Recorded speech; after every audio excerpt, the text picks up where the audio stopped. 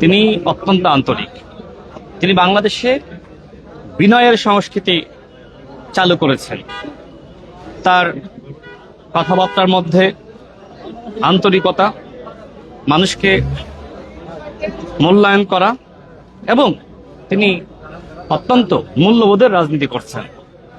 সেখানে আমরা লক্ষ্য করছি যে আমাদের মাননীয় প্রধানমন্ত্রীকে টার্গেট করে তার সহধর্মিণী, এমনকি তার কন্যাকে টার্গেট করে নানান ধরনের বক্তব্য প্রদান করছে এনসিপির কতিপয় নেতৃবৃন্দ। এটি অত্যন্ত দুঃখজনক। বাংলাদেশের নির্বাচিত সরকারের বিরুদ্ধে যে কোনো ষড়যন্ত্রকে প্রতিহত করা হবে এবং এই ষড়যন্ত্রকে মোকাবেলা করার জন্য বিএনপি এবং অঙ্গ সংগঠনের সকল নেতৃবৃন্দকে, কর্মীবৃন্দকে সোচ্চার থাকার আহ্বান জানাচ্ছি। মাননীয় প্রধানমন্ত্রী আমাকে তার রাজনৈতিক সহকারী হিসেবে সচিব পদমর্যাদায় দায়িত্ব অর্পণ করেছেন। এটি একটি গুরু দায়িত্ব। আমি রাজনৈতিক সুস্থতা এবং একই সাথে সৃজনশীল রাজনীতি প্রতিষ্ঠা করার জন্য ইনশাল্লাহ কাজ করে যাব। তবে আমি লক্ষ্য করছি যে গণঅভ্যুত্থানের পরে এনসিপির কতিপয় নেতৃবৃন্দ, বিশেষ করে নাসিরউদ্দিন পাটোয়ারি যেভাবে রাজনৈতিক ভণ্ডামি শুরু করেছে, আর যদি সে কোথাও গিয়ে স্থানীয় জনপ্রতিনিধি তাদেরকে বিষোদ্গার করে, গালিগালাজ করে, মানহানি করে, তাহলে কিন্তু স্থানীয় নেতৃবৃন্দ এবং সংক্ষুব্ধ জনতা তাকে কিন্তু ওই এলাকা ছেড়ে আসতে দিবে না। আপনি বিভিন্ন জায়গায় যাচ্ছেন, নির্বাচিত এমপি, জনগণের ভোটে নির্বাচিত এমপি, তাদের বিরুদ্ধে আপনি গালিগালাজ করতেছেন। এইটা তো ভাই প্রশ্রয় দেওয়া যায় না। অনেক দেওয়া হয়েছে। আপনি মোটামুটি 50টি জায়গায় গিয়েছেন, কেউ কিছু বলে নাই, কিন্তু 51তম জায়গায় গিয়ে কেউ যে আপনাকে এই গালিগালাজের জন্য মোকাবেলা করবে না তার নিশ্চয়তা কি? আমরা কত সময় কন্ট্রোল করব বলেন? কতজনকে কন্ট্রোল করা যায়? কারণ একজন এমপিকে লাখ মানুষ ভোট দিয়েছে, হাজার হাজার মানুষ ভোট দিয়েছে। আমি না একটা অংশকে কন্ট্রোল করলাম, বাকিদেরকে কি করবেন? সিলেটে যে ধরনের ঘটনা ঘটেছে দেখেন, সেখানকার যে স্থানীয় এমপি অত্যন্ত জনপ্রিয়, তিনি কারাগারে থাকা অবস্থায় মেয়র নির্বাচিত হয়েছিলেন, তাকে আপনি গালিগালাজ করে ফিরে আসবেন আর সিলেটের জনতা সেটি মেনে নিবে? এটি তো হয় না। আমি বলতে চাই যে এনসিপির উচিত এই মুহূর্তে ইতিবাচক রাজনীতি করা।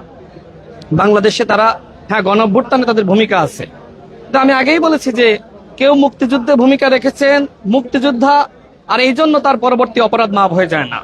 সুতরাং গণঅভ্যুত্থানে আপনি নেতৃত্ব দিয়েছেন, আপনি ভূমিকা রেখেছেন, এই জন্য পরবর্তীতে আপনি যে রাজনৈতিক অপসংস্কৃতি, আপনি যে রাজনৈতিক মাঠকে আপনি গালিগালাজের মাঠে আপনি তৈরি করেছেন, এইটার জন্য ভাই আপনার খেসারত দেয়া লাগবে। আর কোনো প্রশ্ন আছে? আমার একটা প্রশ্ন আছে রাশিদ ভাই, এনসিপি নেতৃবৃন্দ এবং জামাত ইসলাম যেভাবে উস্কানিমূলক বক্তব্য দিচ্ছে এবং যেভাবে চরিত্র গ্রহণ করছে, তা থেকে আপনিও রেহাই পাচ্ছেন না, এই বিষয়টা যদি বলতেন। দেখেন, এনসিপি বাংলাদেশে নতুন বন্দোবস্তের রাজনীতির কথা বলে নতুন খণ্ডবস্তের রাজনীতি করছে। আমি তাদেরকে বলবো, গঠনমূলক রাজনীতি করেন। আপনারা জামাতের মস্তিষ্ক দ্বারা এই মুহূর্তে পরিচালিত হচ্ছেন। জামাত অত্যন্ত চালাক এবং ধুরন্ধর একটি রাজনৈতিক দল। তারা নিজেরা দেখবেন বিএনপির স্থানীয় প্রতিনিধি তাদের সাথে আন্তরিকতা বজায় রাখছে, এবং যে সময় সংসদ চলে সেই অধিবেশন চলাকালীন সময়ে মাননীয় প্রধানমন্ত্রীকে নিয়ে বেশ প্রশংসা করে বক্তব্য দেয় এবং অন্যান্য মন্ত্রীদের সাথে সাক্ষাৎ হলে বেশ প্রশংসা করে।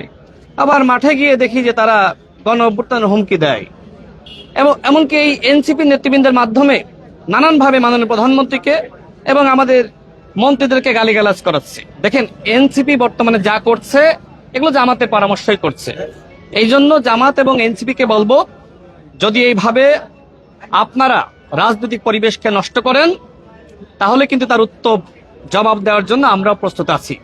আপনারা সরকারের নির্বাচিত মন্ত্রীদেরকে আপনারা গালিগালাজ করবেন, আর বলবেন যে আমরা কিছু বলতে পারবো না, এটা তো ভাই হয় না। সরকারের বিরুদ্ধে জামাত এবং এনসিপির যে কোনো চক্রান্ত সেগুলো শক্তভাবেই মোকাবেলা করা হবে।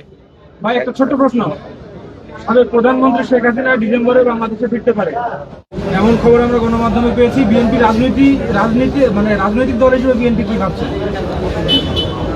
গণ অভ্যুত্থানের মধ্য দিয়ে বাংলাদেশে আওয়ামী লীগের পতন হয়েছে, আর দিল্লিতে কবর হয়ে গেছে। আওয়ামী লীগ বাংলাদেশে আর রাজনীতিতে ফিরতে পারবে এটি আমি বিশ্বাস করি না। দেখেন, যদি শেখ হাসিনা পালিয়ে না যেত সেক্ষেত্রে অন্য কিছু করতে পারত। যেহেতু পালিয়ে গেছে, এই পালিয়ে যাওয়ার মধ্য দিয়ে আওয়ামী লীগের সমস্ত নেতাকর্মীরা তারা মনোবল হারিয়েছে। আমি বাংলাদেশে এখনো পর্যন্ত যারা আওয়ামী লীগের নেতৃবৃন্দ কর্মীরা আছে তারা কেউ জুলুমের শিকার হচ্ছে? মাননীয় প্রধানমন্ত্রী কি বলেছেন? আমার এই মেরুদণ্ড ভেঙে দেওয়া হয়েছে, আমি যদি পাল্টা এখন মেরুদণ্ড কারোর ভেঙে দিই আমার এই ব্যথা কি কমবে? ঠিক আমরা এই সহনশীলতা এবং ধৈর্যশীলতা রাজনীতি করছি, কিন্তু যদি সরকারের এই সহনশীলতা আন্তরিকতাকে কেউ দুর্বলতা মনে করে তাহলে ভুল করবে।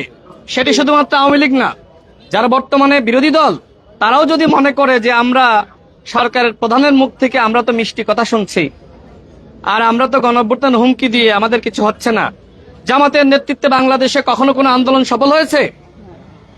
জামাত কখনোই বাংলাদেশে কোনো গণঅভ্যুত্থানের নেতৃত্ব দিতে পারবে না। দেখেন, নাহিদ ইসলাম এনসিপির আহ্বায়ক, সে কি বলেছিল? জামাতের নেতৃত্বকে দেশের মানুষ গ্রহণ করবে না। আমি এতটুকু স্পষ্ট করতে চাই, জামাত এবং এনসিপির নেতৃত্বে বাংলাদেশে আর কোনো গণঅভ্যুত্থান হবে না। এবং ইতিমধ্যে তাদের এই আন্দোলন হুমকি ধামকি দেখে মানুষ হাসাহাসি করতেছে, যেখানে সরকারি দল এবং আমাদের মাননীয় প্রধানমন্ত্রী সফলভাবে তিনি এই দেশ পরিচালনায় নেতৃত্ব দিচ্ছেন, সেখানে জামাতের এমপিদের কর্মকাণ্ড দেখেন নাই।